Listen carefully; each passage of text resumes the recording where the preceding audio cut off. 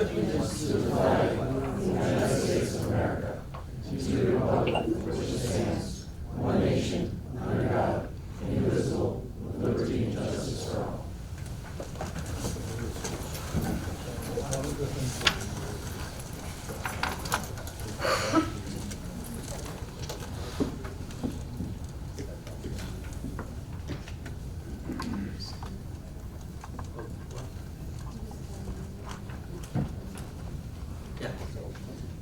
We're going to do a short video in a minute honoring Cliff Moses. He was vice chairman here in Madison County under me for 4 years, and he passed a few weeks ago, and we're just going to do a little video honoring him, and we wish his family well, and it's surely Cliff's going to be missed. He was definitely a integral part of the board. Always brought a smile to everybody's face. And, always had a quick wit about him. It's just it's too bad. He was too young to have that attitude.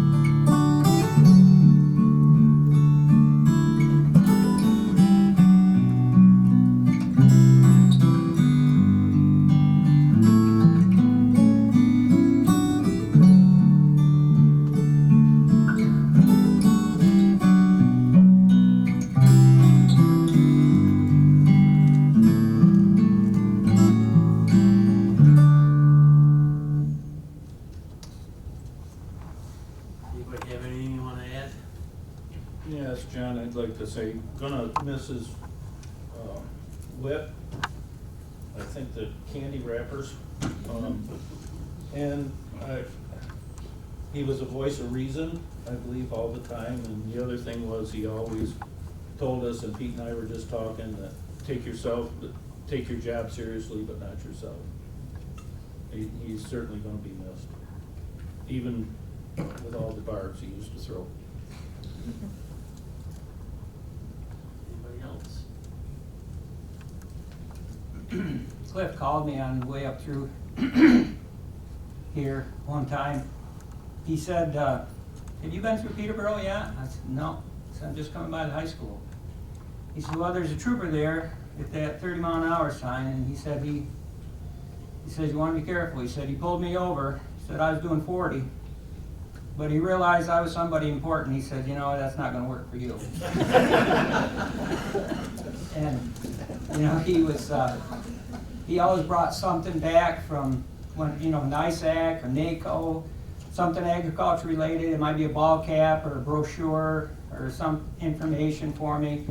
And when he traveled New England, he would bring back maybe something to do with maple that wasn't traditional maple mustard or maple nuts or something. And he said, people say this really sounds good, you ought to look into this. But I think he took greatest pleasure in bringing back maple syrup. You know, he said, this is a bottle of Vermont maple syrup, you might want to try it, and so you know what real good syrup tastes like. You know, and he just loved that. You know, and I think we were the biggest customers of Christine's Candy Bowl. And, you know, he started it years ago, he came in and dropped the dark chocolate down for me, and I went back in, and I'm standing there by the table, and Christine says, Cliff's favorites are the caramels. I said, okay. So I get a caramel, and he get it, you know, we'd have those sitting here when we came in, and he was already here for finance, I was coming for GOC, and like Dave said, you know, I think that's, he was the better half of a good comedy team up here. And, you know, he told me one time, if we can make GOC laugh a little bit, he said, we done okay. He said that's not always an easy committee. And you know, I think that any of us, all of us here, that had the opportunity to know Cliff, you know, we should celebrate that, well, be grateful for that chance. And we learn from him. And, you know, we laughed with him, and, and I love Cliff. He was great. That's good. Does anybody else have anything to add? That's Jim. I met Cliff 40 years ago, and my first daughter got into the principal's office. And then my other two kids ended up there quite frequently also, so I got to know Cliff really well. And when I first came on this board, the pandemic started about 2 months later. Cliff called together a Southern Madison County group of supervisors and really led us through some hard times, and I sorely miss Cliff. He's a wonderful man and father and husband. Bill. I first met Cliff 9 years ago when I came on the board, and I immediately recognized he was the one person I wanted to model myself after in my demeanor and time here. I thought he was a great leader.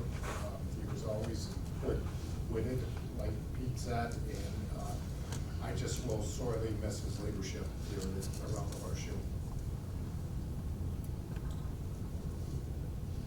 I'd just like to add that before I came to my first meeting, I went and met with Cliff.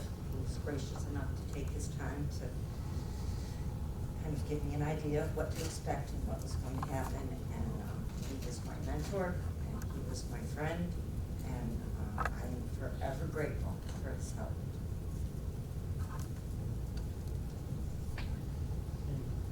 We're good? Okay. Thank you.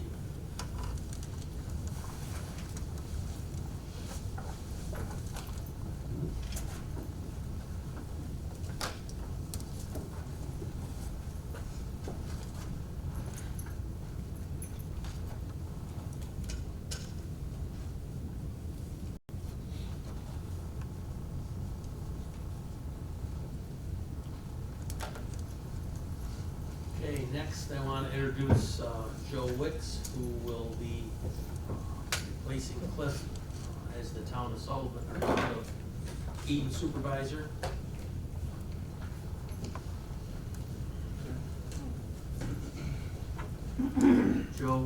Joe's familiar with the county. Who'd you work with, Joe? You worked with the public health department on the Bridges. Bridges, yeah. Joe's familiar on board and how we operate. Tough way to welcome you aboard, Joe. Okay, roll call, please.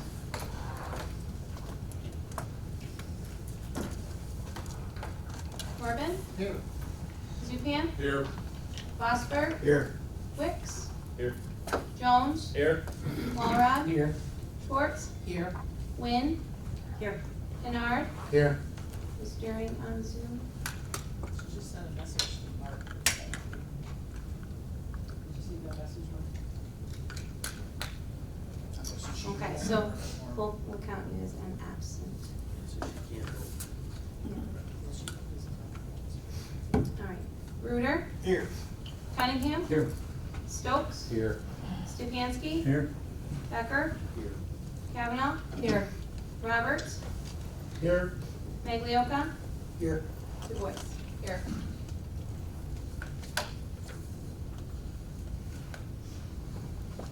.458 votes present. Okay. Need a motion to approve our minutes from our previous meeting. Motion for that, please. Motion by Mr. Reuter, second. Second by Mr. Roberts. Is there any discussion? All in favor signify by voting aye. Aye. Anybody opposed? Carried. We don't have anything else. No communications, reports, reports of committees. We have unfinished business.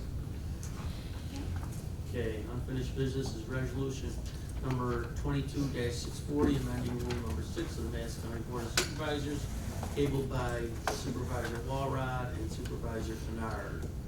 Okay, is there any discussion?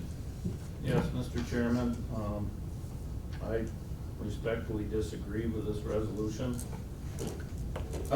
It's my feeling that I don't think we should do away with any committees. I think they're all important in the county, and it helps the departments. People sitting around this horseshoe make important decisions. I just don't think it's a good idea. I realize you have the authority to do it, but I just don't think it's with any committee. I don't care whether it's these two or any other committee. Well, I don't have the authority to do it, that's why it's in front of you. And we did this quite some time ago, probably 13 years ago. We consolidated committees, we actually did away with one or two other ones. So, giving some of the attendance issues that went on and some of the chatter that I heard about coming up here, everybody is pretty much on 2 committees, that's it. And the plus definitely would be good in planning. Everybody has the same mindset on that. And the key members that are on planning, we're also on plus. And we rolled A&O under government operations, which most of what A&O did would fall under government operations anyway. So that was my reason. Anybody else have anything? Okay. All in favor signify by voting aye. Aye. Anybody opposed? No. No. Do a roll call, please. Corbin, Yes. Zupan, Yes. Fosberg, Yes. Wicks, Yes. Jones, No. Walrod, Yes. Schwartz, No. Wynn, Yes. Kennard, Yes. Reuter, Aye. Cunningham, No. Stokes, No. Stupiansky, Yes. Becker, Yes. Kavanaugh, Yes. Roberts, Yes. Maglioka, No. Voice. Yes. You guys are doing this to me the first resolution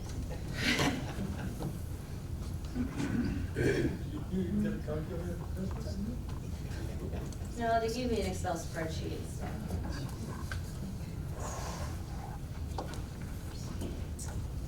Okay, 1,148 ayes, 310 noes, and 42 absents. Carried.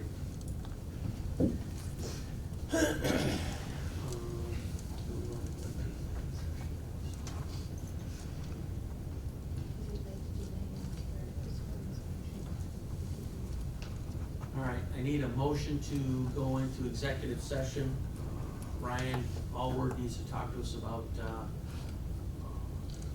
a couple of the contracts that we've got, so I need a motion. Motion by Mr. Fosberg, seconded by Mr. Walrod. Is there any discussion?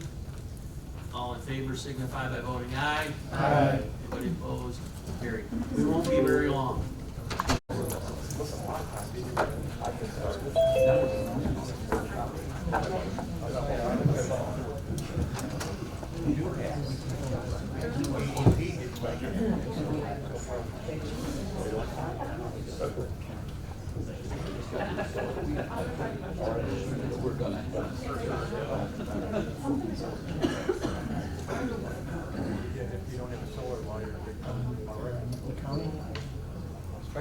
Okay, moving forward, we have a resolution for the regular agenda. This is in respect to the death of Clifford A. Moses Jr., Mary Kavanaugh, Chairwoman of Government Operations Committee.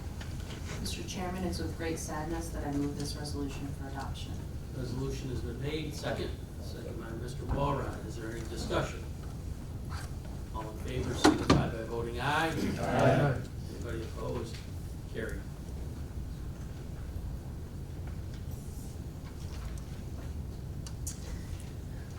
We have preferred agenda for Finance, Ways and Means Committee. Resolution number 2 is entering into an agreement with not-for-profit agencies for 2023, and the remaining third, fourth, and fifth resolution are all entering into agreements for not-for-profits for the Madison County IDA, Madison County Office of the Aging, and the Madison County Soil and Water Conservation District. This is Matt Roberts, Chairman, Finance, Ways and Means Committee. Mr. Chairman, I move these resolutions for adoption. Resolution's been made. Do I have a second? Second by Mr. Stefanski. Is there any discussion? Roll call, please. Zupan? Yes. Osberg? Yes. Wicks? Yes. Jones? Aye. Walrod? Aye. Schwartz? Yes. Wynn? Yes. Kennard? Aye. Bruder? Aye. Cunningham? Aye. Stokes? Aye. Stefanski? Yes. Becker? Aye. Kavanaugh? Aye. Roberts? Aye. Maglioka? Aye. Du Bois? Aye. And Corbin. Yes. 458 votes. Carried. Or 1,400. 1,450. I'm playing tricks on everyone, making sure they're paying attention. Okay, resolutions for that preferred agenda, Highway, Buildings, and Grounds Committee. We are actually going to pull resolution number 6 for next month's meeting. Resolution number 7, 8, and 9 are all agreements. Number 7 is entering into an agreement with King & King Architects. Number 8 is renewing an agreement with the New York State Unified Courts. And number 9 is modifying an agreement with Lawn Medic Pest Arrest. This is Bill Zupan, Chairman of Highway, Buildings, and Grounds Committee. Mr. Chairman, I move these resolutions for adoption. Resolution's been made. Do I have a second? Second by Mr. Bernard. Is there any discussion? Roll call, please. Osberg? Yes. Wicks? Yes. Jones? Aye. Walrod? Aye. Schwartz? Yes. Wynn? Yes. Kennard? Aye. Bruder? Aye. Cunningham? Aye. Stokes? Aye. Stefanski? Yes. Becker? Aye. Kavanaugh? Aye. Roberts? Aye. Maglioka? Aye. Du Bois? Aye. Corbin? Yes. Zupan? Yes. 1,450. Carried.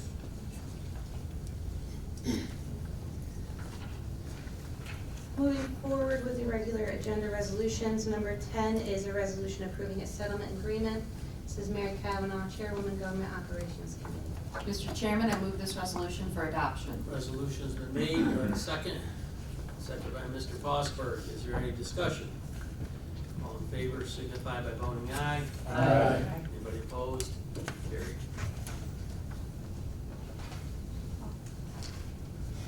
Resolution number 11 is amending the Madison County Management Performance Appraisal Policy. Again, this is Mary Kavanaugh, Chairwoman, Government Operations Committee. Mr. Chairman, I move this resolution for adoption. Resolution's been made. Do I have a second? Second by Mr. Bernard. Is there any discussion? All in favor signify by voting aye. Aye. Anybody opposed? Carried.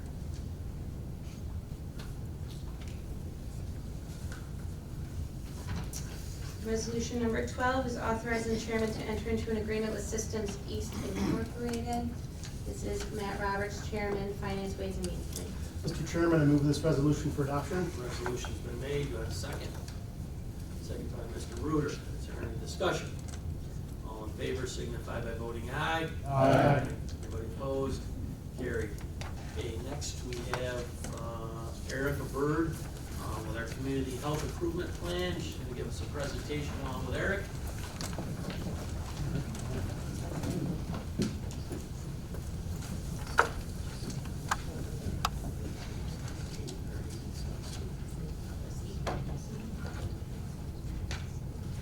This thing on now?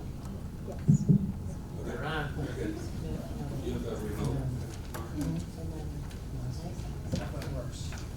Going forward. Yeah. Good morning, everyone, and belated Happy New Year's to everyone. Every 3 years, the Madison County Health Department, in collaboration with its community partners, conducts a comprehensive community health assessment and then subsequently develops a comprehensive community health improvement plan that kind of outlines the health priorities for the county for all organizations to work towards. So what we'd like to do is present that to you today and Here to present that will be Erica Bird. She's our newly named Deputy Director of Public Health, and she was the one that oversaw and coordinated the community health assessment, the development of the plan. So I'm going to turn it over to Erica. I managed the slides. Thank you. Good morning, and thank you for having us this morning. Just to elaborate a little bit on what Eric said, community health assessment identifies the key health needs most pressing in our community using data and community input. In turn, the community health improvement plan serves as a roadmap to addressing those issues addressed. So before the local health departments carry out these assessments, the New York State Department of Health releases a prevention agenda every 5 years. As you can see, they identify 5 bucket areas: chronic disease, healthy environment, healthy women and children, behavioral health, which encompasses mental health and substance use disorders, as well as communicable diseases. Within those bucket areas, they identify goals and objectives that pertain to them. Every 3 years, the local health departments then are charged to look at local data, determine what the community deems as appropriate, and select at least 2 priority areas to focus our efforts in. Although it is mandated by the health department, I will say this is a great opportunity for us to bring together different sectors to work together to improve the health of all residents through collaboration. So in December of 2021, we brought together a steering committee, which included ourselves, the health department, as well as 2 of the local hospitals, Community Memorial and Oneida Health, and Madison County Rural Health Council. They served as the steering committee and agreed upon a methodology to carry out the assessment in 2022.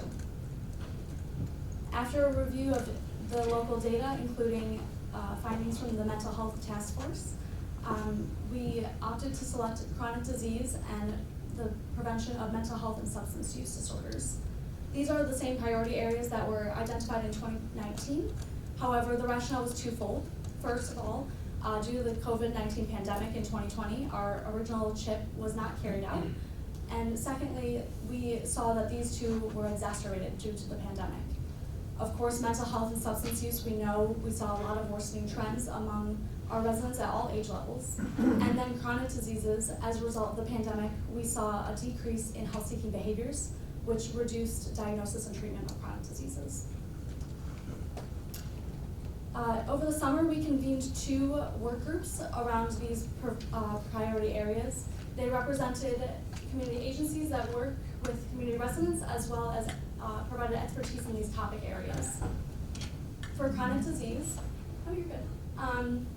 We brought together community agencies to look at these focus areas. You'll see the top row encompasses healthy behaviors, so eating, physical activity, tobacco use, and the second row, obesity, chronic disease management for individuals already diagnosed with chronic conditions, and cancer. The work groups were asked to review the local data, consider community context, and then select the goals that they wanted to focus on. So going through the goals briefly, first of all, reduce obesity and the risk of chronic disease.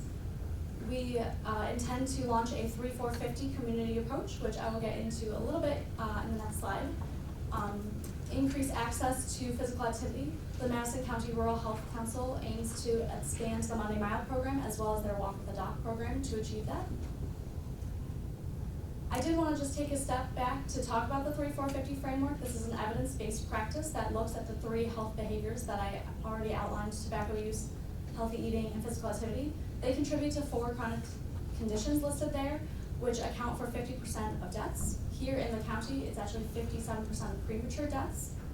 So we know that changing individual behavior is very difficult. This framework takes a look at a community level by targeting businesses, schools, townships, and changing the environment in which people make healthy decisions. The next goal is to improve self-management skills for individuals with chronic conditions. We've recently launched a Healthy Homes program, which provides free in-home assessments and education, including targeting asthma management and radon exposure. We also aim to relaunch our Healthy Workforce Initiative through the beginning with a conference in fall of 2023. The Rural Health Council will be expanding the mobility management program to ensure that adults can reach their medical appointments. And lastly, increase cancer screening rates. Rural Health Council will be establishing the first annual breast cancer awareness and screening event in October of this year. I will say I'm mentioning lead agencies, but all of these strategies are done in collaboration with multiple partners. Turning our attention to behavioral health, same process, community worker got together, we reviewed data indicators in these focus areas, including alcohol, opioids, marijuana, particularly in light of legalization, mental health, specifically depression, suicide, and adverse childhood experiences. Looking at community context and considering the initiatives that are already taking place in the county, the group agreed upon the following goals and strategies. The first of which is preventing underage drinking and excessive alcohol consumption by adults. Bridges recently received grant funding to start a community coalition for harm reduction in alcohol and marijuana. This coalition will feature representatives from at least 12 sectors and address harm related to those topic areas, particularly given the legalization. On our end, we will be doing a health issue profile, looking at local health data on alcohol use, and hopefully that will inform the coalition's initiatives. Next, we facilitate supportive environments. So the Rural Health Council has recently expanded their programming to include mental health first aid training. They are starting with school personnel and youth for their target audience. They're also, I mentioned Walk with a Doc. They recently did a series with mental health providers, so a little bit of education there. And then they'll also be looking at expanding the mobility management related to this because of social support as well as those medical providers. Next, we have prevention of opioid deaths. Some of you may know that during the pandemic, we were testing wastewater for the virus. We actually can use that same technology to test for opioids. So we'll be starting with that this winter, I believe, yeah, February. So we'll be looking at monitoring and defining a baseline so that we can see when spikes occur and be sure to inform community members of that. We're also expanding the community access to naloxone. Many of you know that we've already put emergency boxes of naloxone here on the county office building, and we are working with community organizations to expand that. Prevention of harm around cannabis or marijuana use specifically. Again, that coalition will focus on harm reduction activities around marijuana, and the wastewater surveillance program will also monitor cannabis. Reduce the prevalence of major depressive disorders is our last.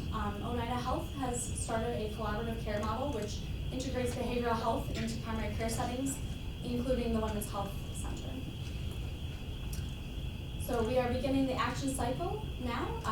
The plan will be implemented over the next 2 years, beginning with promotion of the plan and then monitoring to see how we're doing in terms of progress and evaluating those measures. The steering committee will meet regularly to discuss the progress. The steering committee will also include Bridges, who's serving as a lead agency on a number of strategies, and Tisha from Madison County Mental Health, to make sure that we are in tandem with the strategies she's already been working on. And just to leave on a positive note, many of you may know this already, but Madison County is ranked 271 healthiest county in the USA, and then 9th among counties in New York State. We see that the community health assessment is one tool to achieve that status, and we hope to become even healthier through this continued efforts. So thank you, I appreciate your time. I've got a question. Where's the wastewater surveillance going to be? Which communities is that going to take place? We have I think all the public systems have signed up except Hamilton chose not to participate. No,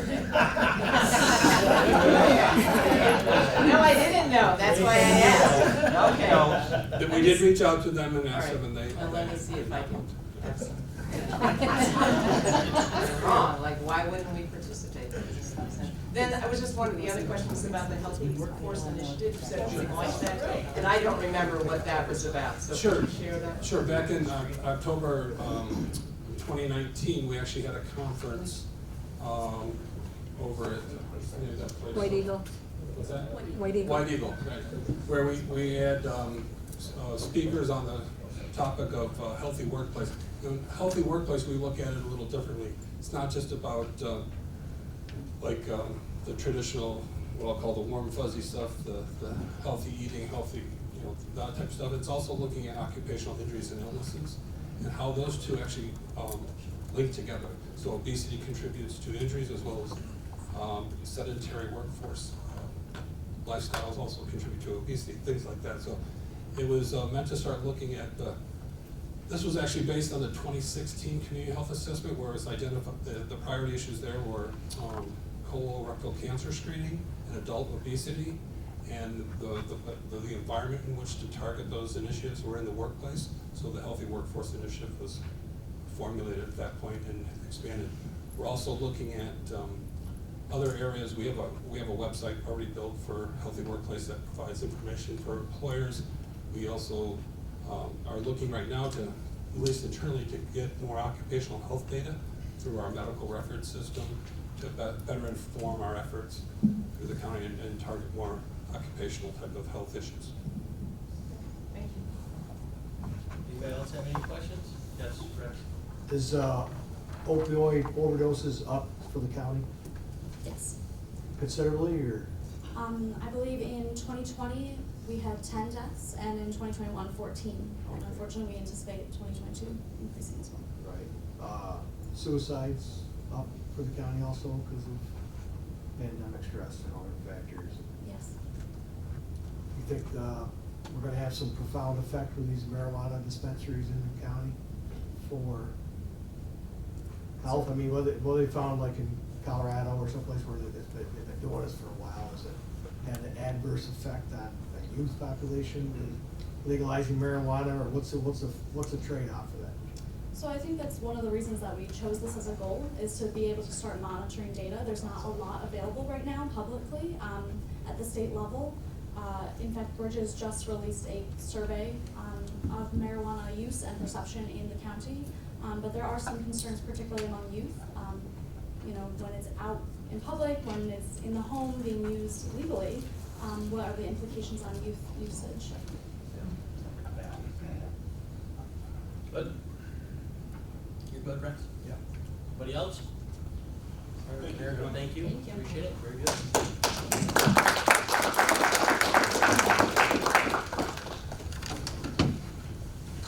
Okay, next, public comment. Got, Hayden? No? Got you signed up. Oh, no. Okay. Anybody else have anything? Motion to adjourn? Motion by Mr. Reuter, second by Mr. Bernard. All in favor, signify by voting aye. Aye. Adjourn.